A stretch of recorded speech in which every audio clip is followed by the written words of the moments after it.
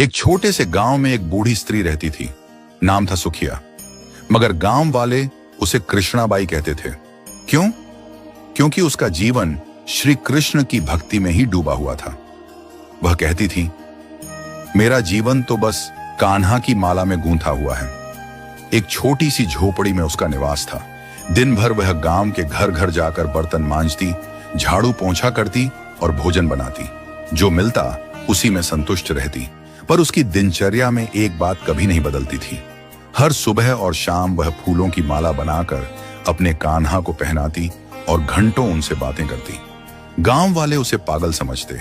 कोई कहता बुढ़िया बहक गई है, तो कोई हंसता कौन सा कान्हा सुनता है इसकी बातें।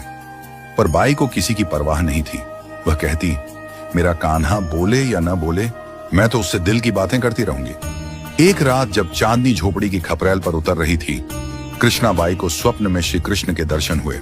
कान्हा बोले, बाई कल इस गांव में प्रलय आने वाली है, तू यह गांव छोड़ दे और पास के गांव चली जा। सुबह होते ही बाई ने अपनी गठरी बांधी, कान्हा की मूर्ति को गोद में लिया और बैलगाड़ी मंगवाई। गांव वालों को उसने बताया कि श्री कृष्ण ने प्रलय की चेतावनी दी है। पर कौन सुनता पगली बाई की बात। सब हंसे। देखो, यह फिर कोई सपना लेकर आ गई।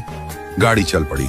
बाई अपने गांव की सीमा पार करने ही वाली थी कि कान्हा की मधुर आवाज कानों में गूंजी, बाई तू माला गूंथने वाली सुई तो भूल आई। यह सुनते ही बाई का दिल तड़प उठा। हे नंदलाल, कैसे माला बनाऊंगी, ये तो मेरे प्रेम की डोरी है।